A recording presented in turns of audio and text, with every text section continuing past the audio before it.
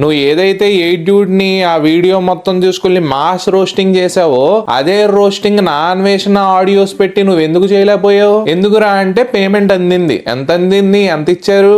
5 లక్షల, 10 లక్షల, 20 లక్షల? బానే సంపాదించావు అనమాట. అయితే ఇచ్చాడా?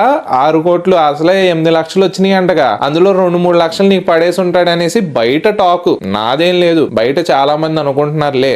ఇక్కడ ప్రాబ్లం ఏంట్రా అంటే టాపిక్ డైవర్షన్. అండ్ నిన్న నేను లైవ్ లో కూడా చూసా, మన నాన్ వేసిన ఒక లైవ్ పెట్టాడు, 2 అవర్స్ పెట్టాడు.